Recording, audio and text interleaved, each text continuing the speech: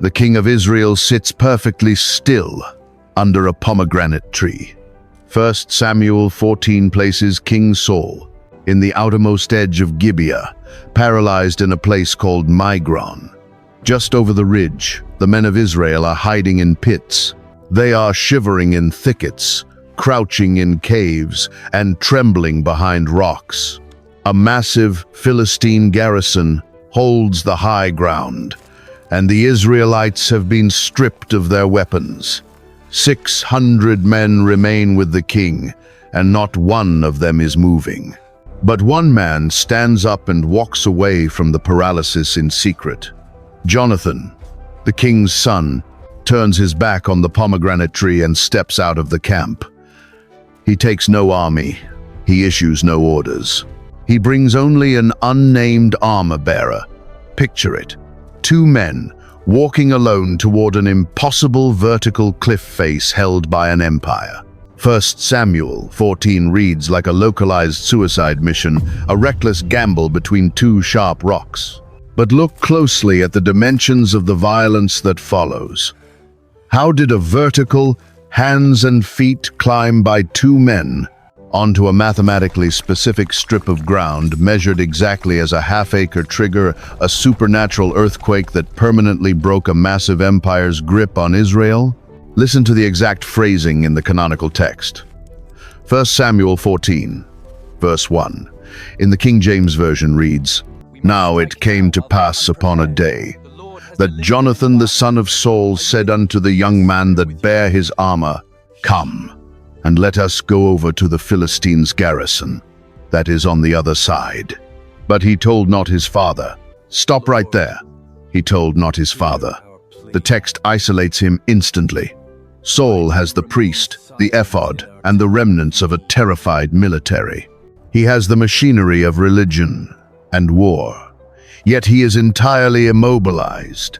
Jonathan has nothing but a single servant and a narrow gorge. To understand the terrifying geography of this crossing, we must look outside the canon to Flavius Josephus, a 1st century Jewish historian.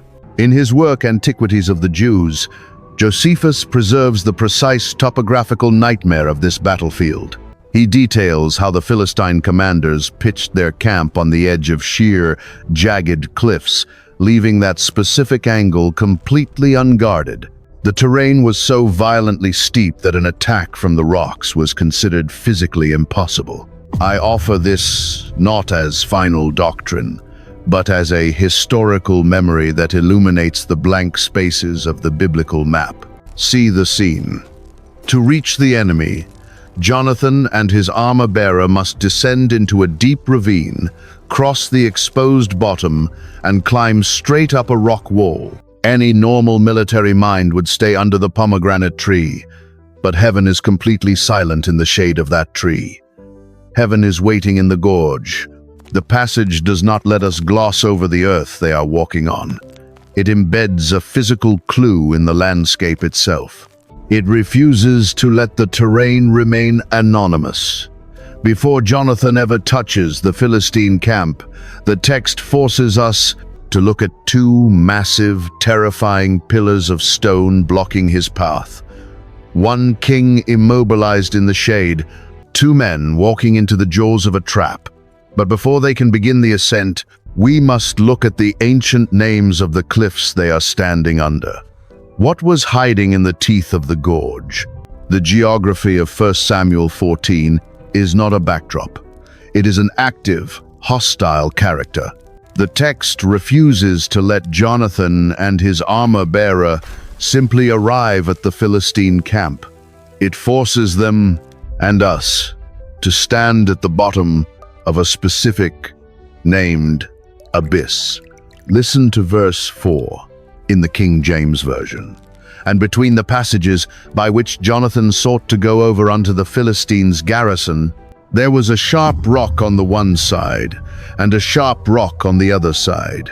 And the name of the one was Bozez, and the name of the other Sene." Stop right there. The writer pauses the narrative of a national crisis to give us the geological names of 2 stones. Biblical Hebrew does not waste ink on local trivia. Names are architecture. Names are warnings. Look at the Hebrew root words hiding beneath the English translation. Bozez translates to the shining or the slippery. Sene translates to the thorny or the bramble, a word carrying the distinct imagery of jagged, piercing teeth. Picture it. The midday sun baking the chalk-white limestone of the southern cliff until it is blindingly bright, casting a glare so severe the stone is nearly impossible to grip. Opposite it, the dark, jagged, flesh-tearing crags of the northern wall. This is not a mountain trail. This is a stone jaw. The Targum Jonathan, an ancient Aramaic paraphrase of the Hebrew prophets read aloud in early synagogues, preserves the cultural memory of this exact spot. The ancient rabbis did not view this as a simple ravine. The Targum amplifies the terror of the passage, describing these crags as needle-like, a physical gauntlet designed to strip the flesh off anyone foolish enough to attempt the crossing. I offer it as that, one tradition's record of the landscape's absolute hostility. Watch what the text does in verse 5. The forefront of the one was situate northward over against Michmash, and the other southward over against Gibeah. The Philistine army is perched heavily on the northern cliff, Michmash, behind the jagged teeth of Sene. Jonathan is coming from the south, stepping off the blinding, slippery slope of Bozez.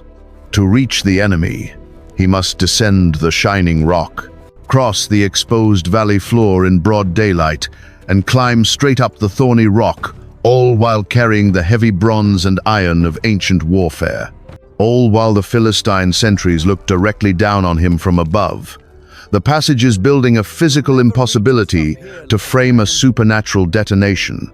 The Philistines haven't even posted a heavy guard on this specific cliff face because gravity and geology are already doing the work of 1,000 men. Josephus noted this exact arrogance. The enemy considered the sheer vertical drop entirely unassailable. 2 sharp rocks, one blinding, one bleeding. Jonathan has chosen the one path where human military tactics cannot save him, but he has not chosen it entirely alone. Beside him stands a shadow, a man who carries the weapons but is given no name in the text, a man who has looked at the slippery rock and the thorny rock and decided to step off the ledge anyway. The jagged teeth of Sene are waiting for them, but before they can touch the rock, we have to look at the man holding Jonathan's sword. Who is this unnamed shadow?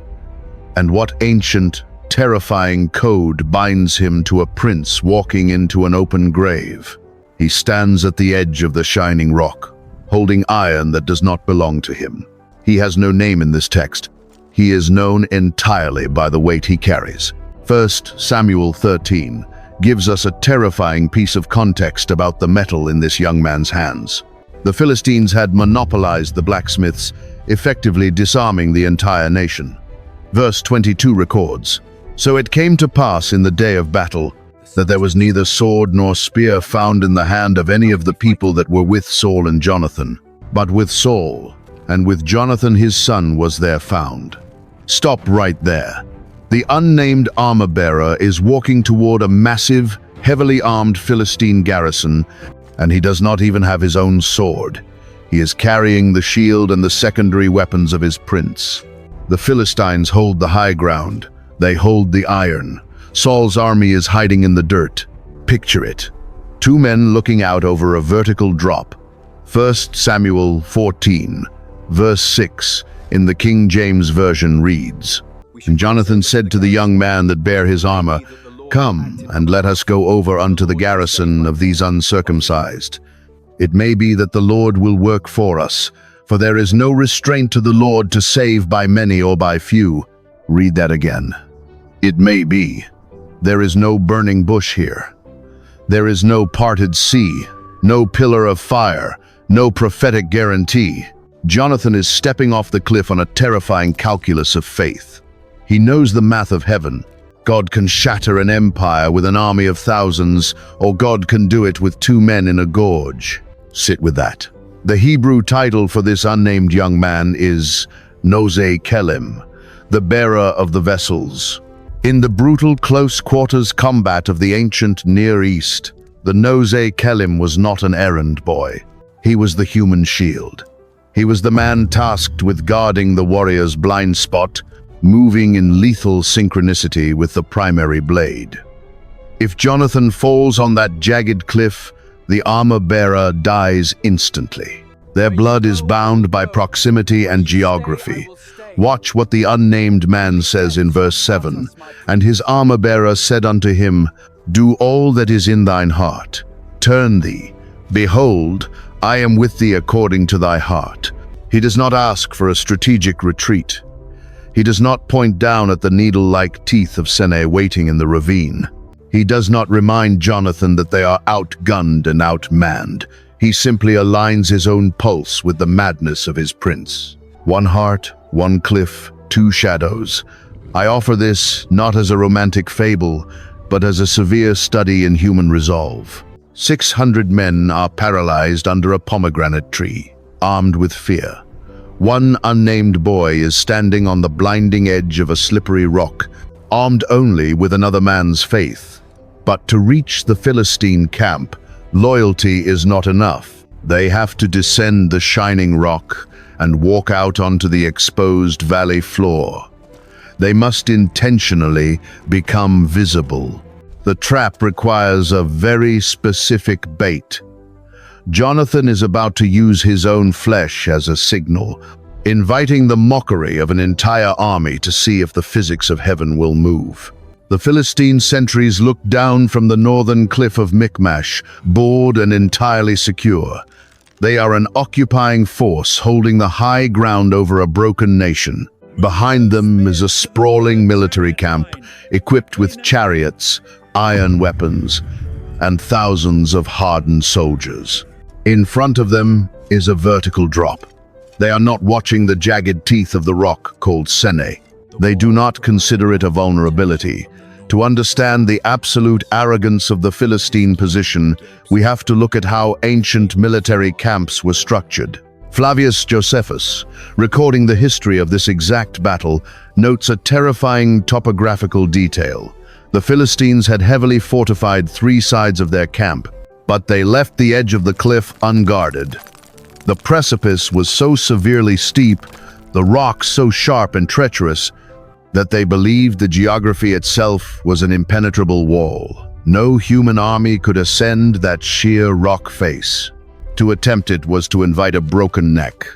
I hold this as one historian's record, not canonical doctrine, but it perfectly explains the lethal mockery that is about to unfold. Picture it, the midday sun beating down on the narrow gorge. Two shadows step out from the blinding white base of Bozez, leaving the only cover they have. They walk directly into the open floor of the ravine, stepping into the crosshairs of an empire.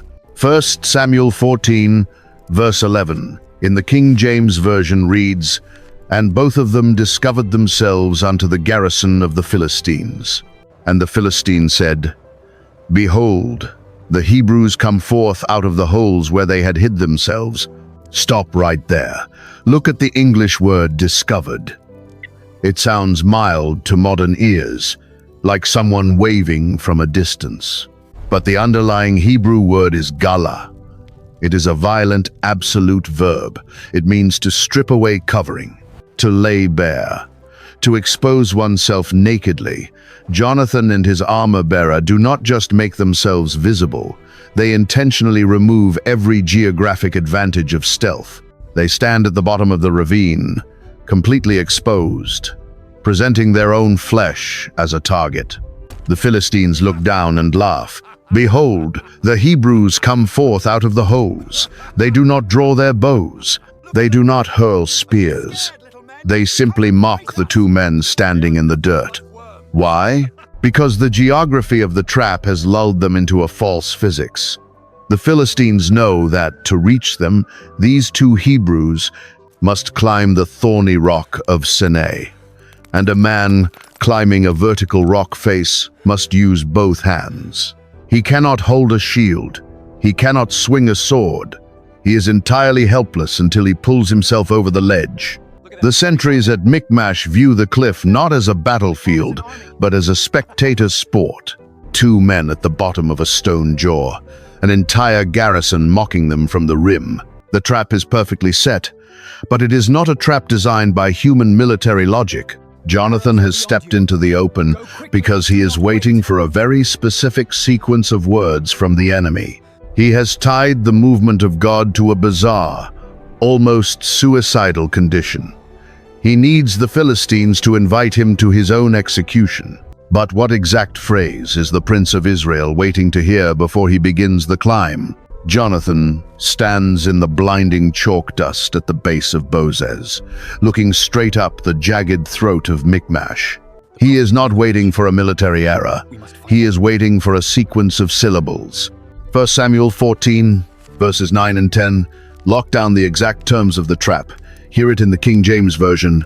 If they say thus unto us, tarry until we come to you, then we will stand still in our place, and will not go up unto them. But if they say thus, come up unto us, then we will go up, for the Lord hath delivered them into our hand. And this shall be the sign unto us. Read that again. Jonathan gives God 2 options, and both of them involve the enemy speaking first. But look closely at the conditions. If the Philistines say, wait there, we are coming down, it means they are mobilizing. It means they recognize a threat and are taking the tactical initiative to eliminate it. In that scenario, Jonathan says, we stay put. But look at the second option. Come up unto us. To a military mind, this is an invitation to suicide. To climb the thorny rock of Sene while an armed garrison waits at the top is to offer your neck to the executioner. The Philistines would only say this if they felt absolute, utter contempt. They would only say it if they believed the geography itself had already won the war. Jonathan is using the enemy's arrogance as the exact barometer of heaven's movement. He wants the green light of God to be wrapped in the mockery of an empire. Picture it. 2 men waiting in the open floor of the gorge. Verse 12 springs the trap. And the men of the garrison answered Jonathan and his armor-bearer and said, come up to us, and we will shew you a thing. Stop right there. We will show you a thing. The Hebrew word here for show is yada. It means to know, to cause to know, to teach by violent experience. It is a deeply intimate, physical word. The Philistines are not offering a parley. They are promising a bloody education. They are saying, climb up here, and we will teach you what happens to Hebrews who forget their place in the dirt. Jonathan hears the death threat, and his reaction is immediate. The calculus of faith clicks into place. The mockery is the confirmation. He turns to the unnamed shadow holding his armor. Look at the end of verse 12. And Jonathan said unto his armor-bearer, come up after me, for the Lord hath delivered them into the hand of Israel. He does not say, God might deliver them. The maybe of verse 6 is entirely gone. The moment the Philistines invited them to climb, the future tense became a past tense reality in Jonathan's mind. The empire is already broken. The men laughing at the top of the cliff are already dead. They just do not know it yet. But knowing the battle is won in the heavenlies does not alter the physical terror of the rock. Faith does not suspend gravity. The sign has been given, but the jagged teeth of Sene are still waiting to tear the flesh off their hands. They have to leave the valley floor. The mockery of the Philistines has sealed the garrison's fate, but the vertical abyss still separates the prince from the enemy. But a man climbing a sheer cliff face cannot hold a sword, and a man holding a sword cannot climb a wall. How do 2 men physically scale a stone jaw into a wall of drawn iron without being slaughtered the moment they crest the ridge? His bare hands grip the jagged, tearing edge of Senna. He pulls his body weight off the valley floor. There is no covering fire, There is no tactical distraction, there is only a vertical climb, up a sheer limestone wall, fully exposed to the midday sun and the eyes of a heavily armed garrison. 1 Samuel 14, verse 13. In the King James Version reads, "And Jonathan climbed up upon his hands and upon his feet, and his armor-bearer after him. And they fell before Jonathan, and his armor-bearer slew after him." Stop right there. Read the physical mechanics of that verse again.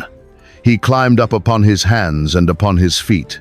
A soldier scaling a vertical cliff face cannot hold a shield. He cannot draw a sword. If he reaches for the iron at his waist, he loses his grip and falls backward into the ravine. To climb on hands and feet means to ascend into a fortified enemy position entirely defenseless.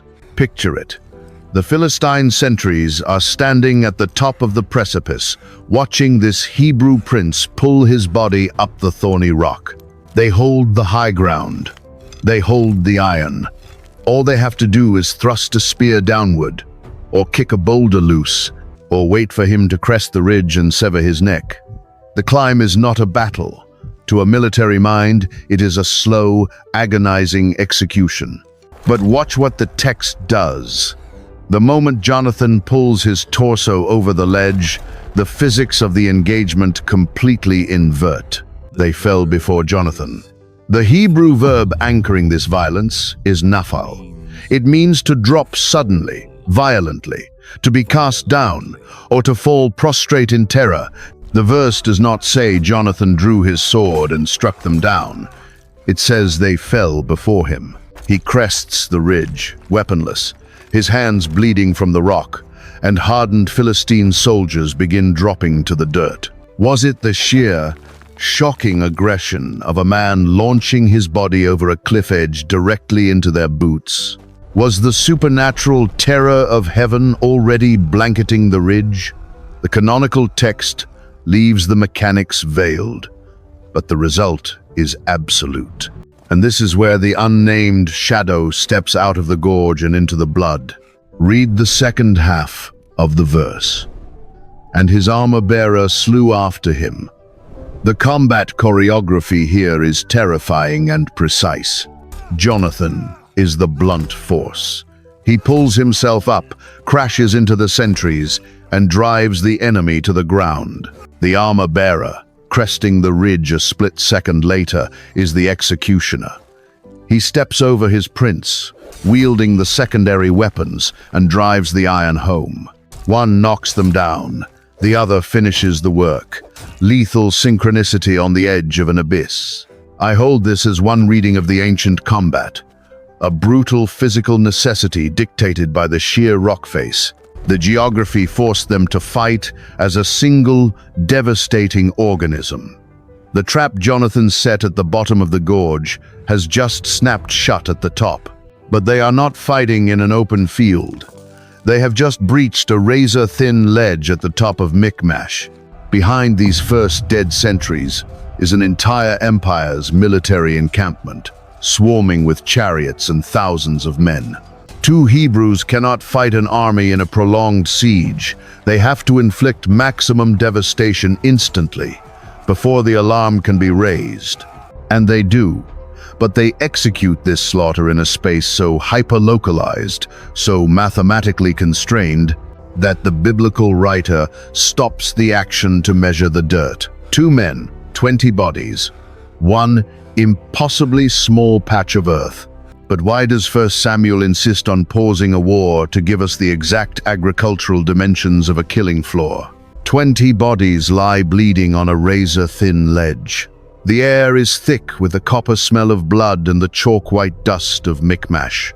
2 Hebrews stand over the dead sentries, gasping for breath, the jagged rock of Seneh dropping violently away right behind their heels. The canonical text does not let this violence remain generalized. It stops the action to measure the dirt. 1 Samuel 14, verse 14, in the King James Version reads, "And that first slaughter, which Jonathan and his armor-bearer made, was about 20 men, within, as it were, an half-acre of land, which a yoke of oxen might plow." Stop right there. Look at the absolute strangeness of that measurement. Ancient military annals boast of thousands dead across sweeping battlefields. They do not pause a national crisis to give us the agricultural dimensions of a killing floor. The underlying Hebrew word for this space is mana.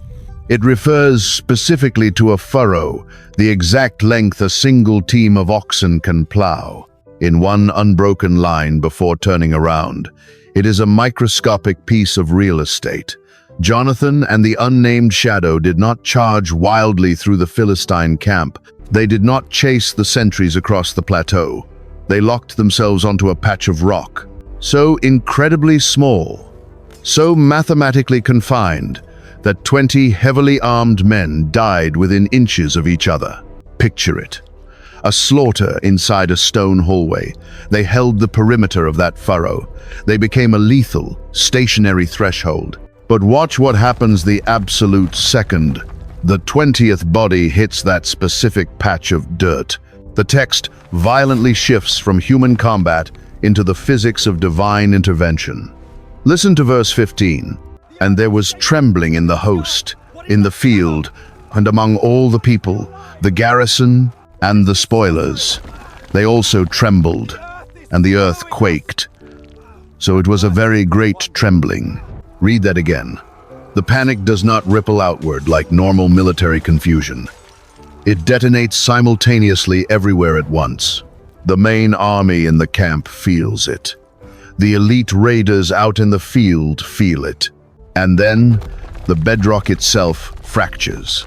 The earth quakes. Look at the final 5 words in English, a very great trembling. The Hebrew phrase hiding beneath them is cherdat Elohim. It literally translates to a trembling of God. The ancient rabbis who preserved the Targum Jonathan understood this was not a tactical retreat or a lapse in morale. The Targum amplifies this verse, rendering it as a terror sent directly and exclusively from heaven, a paralyzing, supernatural dread that entirely bypassed human logic. The ground beneath the Philistine chariots did not just shake. It convulsed with the weight of the unseen. Sit with that. The half-acre of blood was the detonator. God did not send the earthquake while Jonathan was sitting safely under the pomegranate tree with his father. He did not send the earthquake while Jonathan was waiting in the exposed ravine. Heaven held its breath until human agency had absolutely exhausted itself. The Cherdat Elohim was waiting for 2 men to climb a vertical jaw of stone and claim an impossible, mathematically precise strip of rock. The Philistine Empire is now fracturing from the inside out. The bedrock is ripping open. But miles away, on the opposite side of the blinding gorge, a king is still sitting perfectly still in the shade. How does the shockwave of a half-acre slaughter cross the abyss and force a paralyzed king to finally drop his religion, leave his tree, and stare into the trembling earth? Go back to the edge of Gibeah. Go back to the pomegranate tree in Migron. King Saul is exactly where we left him in the opening minutes of this script. He is sitting in the shade. The priest is beside him. The ephod is in his hand. 600 men are shivering in the dirt. Watch what the text does. 1 Samuel 14, verse 16.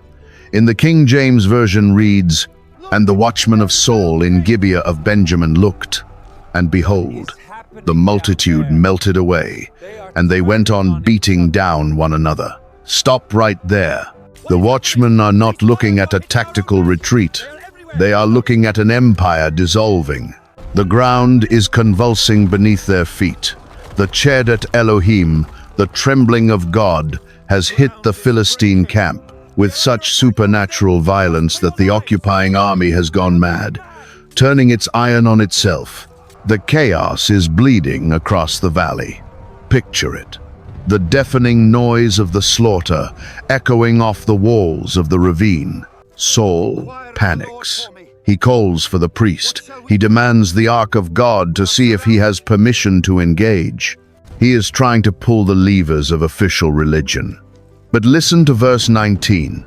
"And it came to pass, while Saul talked unto the priest, that the noise that was in the host of the Philistines went on and increased. And Saul said unto the priest, Withdraw thine hand. Read that again. Withdraw thine hand. Saul realizes the terrible truth. God is not waiting for the priest. God is not in the camp. The physics of heaven have already moved, entirely without him. Saul and his 600 men finally rush from the tree into the fray, but they are not fighting a war. They are simply chasing an enemy that has already been shattered by a localized earthquake. Go back now to the geography where this began. You have read this chapter 100 times as a simple lesson about a brave prince. But look at the landscape tonight. The pomegranate tree is no longer just a place of shade. It is a monument to human paralysis. It is what happens when leaders sit safely with their religion, waiting for God to move, while heaven is waiting for someone to step into the gorge. Jonathan and his armor-bearer broke a military occupation not with an army, but with a hyper-localized, mathematically precise act of faith on a half-acre of rock. The Philistine grip on Israel was permanently severed on that cliff. But the text leaves us with a lingering ghost. Look closely at the aftermath. The man who descended the blinding rock of Bozez, the man who risked the jagged teeth of Sene, the man who stepped over his prince to swing the iron on that bloody threshold is never given a name. He survives the climb. He survives the slaughter. He watches the earth tear open under the enemy's feet, and then he vanishes completely from the biblical record. We know the name of the stones. We know the exact dimensions of the dirt. We do not know the name of the shadow who held the sword. The text is still holding the rest. I hold this as one reading of the ancient combat, not the final word. Test it the way the Bereans tested everything. If you made it to the summit of this climb, comment the word "watch" down below. Subscribe to the channel so we can keep mapping these forgotten corners of the text together, and send this to one specific person who loves biblical history but has never heard the ancient names of the rocks. Heaven does not require an army to break an empire, just one man willing to leave the tree, and a shadow willing to hold his sword.